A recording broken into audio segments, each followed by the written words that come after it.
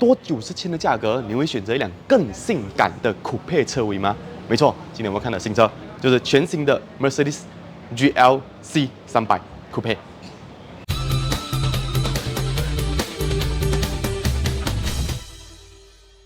为什么我说多90,000呢？因为很简单，那时候我已经讲了嘛，CBU 这么贵了 ，CKD 应该也不会太便宜吧？结果 CKD 大跌价，直接跌了51,000，所以售价来到379,000。那今天这辆呢 ，CBU 的酷配版一样是 GLC 300 Formatic AMG Line 哦，就是因为多了酷配线条，然后是 CBU 外国进口的。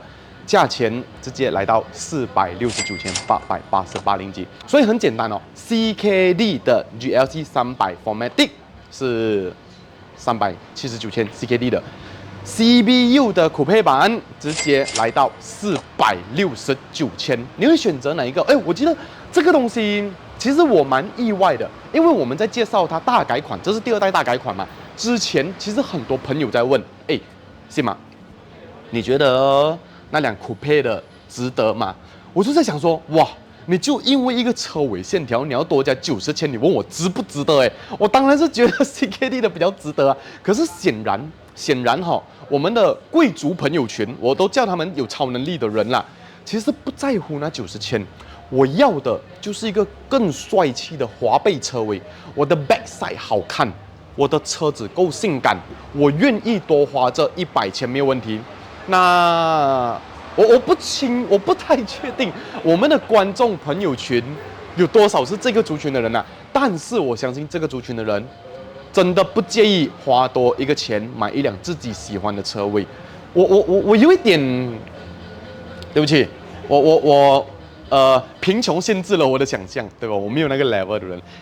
为什么？因为对我来说，两辆车基本上所有配置都是完全相同的。你不看它的车尾，你就看车头而言，这个 AMG Line 的造型，两个车型不管是酷配还是 SUV， 都是完全相同的。我说完全相同，就是你基本上如果从正面来看，你看不出什么明显的差别。再来就是动力规格的部分。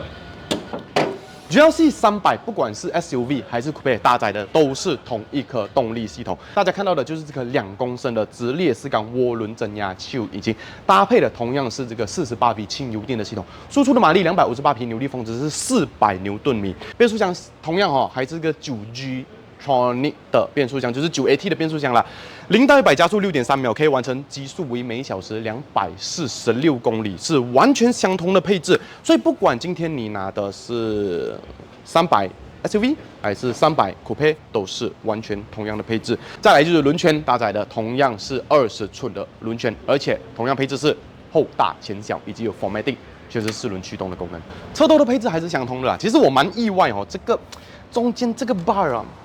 这个 chrome 看起来就有一点 low 了一点点啦，我自己这么觉得啦。但是我个人觉得好看的什么，就是它的头灯配置，因为有这个48匹轻油电的配置嘛，所以我觉得是因为这个原因啦，加上一点蓝色的 LED 铺陈在里面。再来还有强调什么 Digital Light， 这个数位式的头灯让它的这个照射角度功能可以更加丰富啊，动画投影什么的都可以做，就帅呀。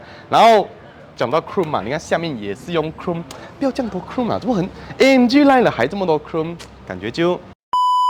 但是有什么来看360环景显示是有直接给你了，这里有镜头，前后左右全部都有。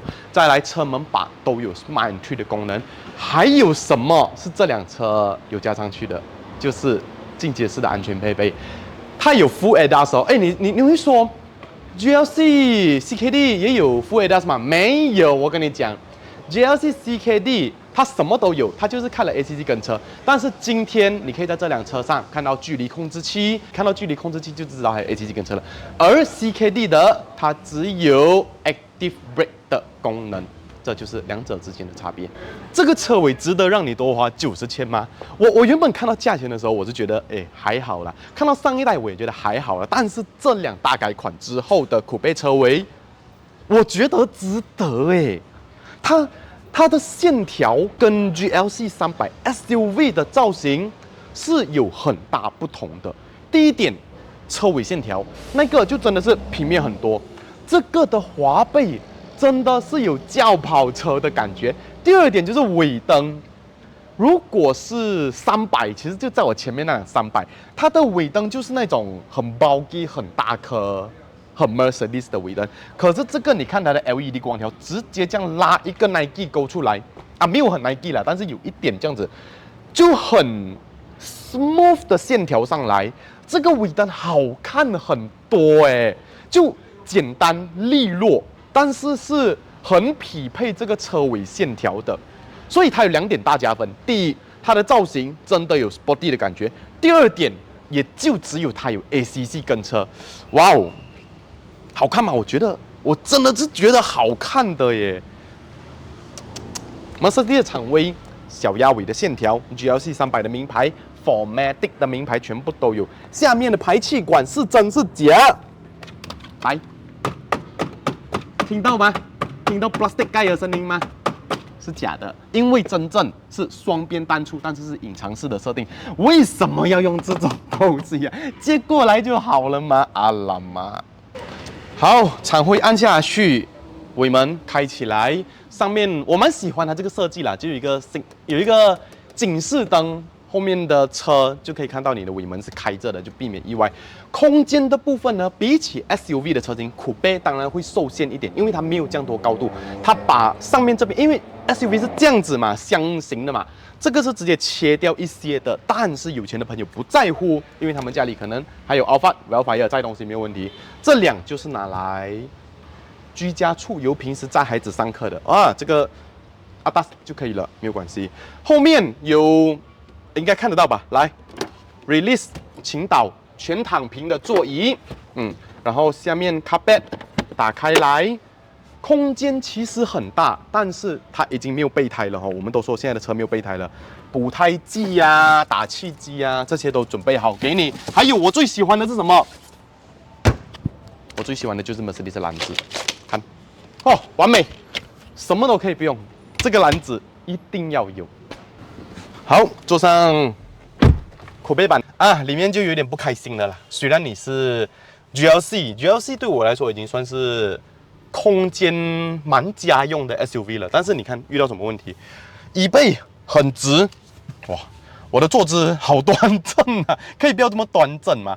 第二点，头的空间剩下2个指头了，是酷杯线条的关系吗？所以就。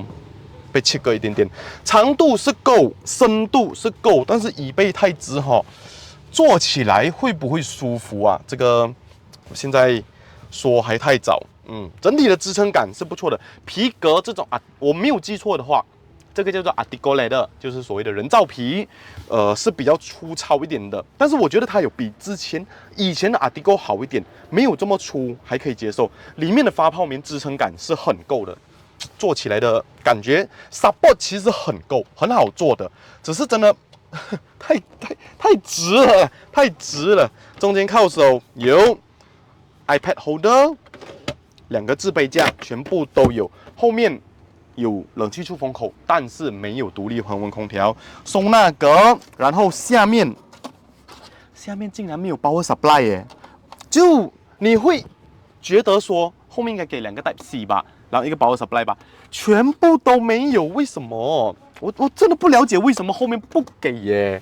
后面的人没有资格充电吗？你逻辑上来说，上一代有的东西怎么新的就 cut 掉了啊？中间的隆起很高，因为它有 Formatic 的系统，全时4驱哈。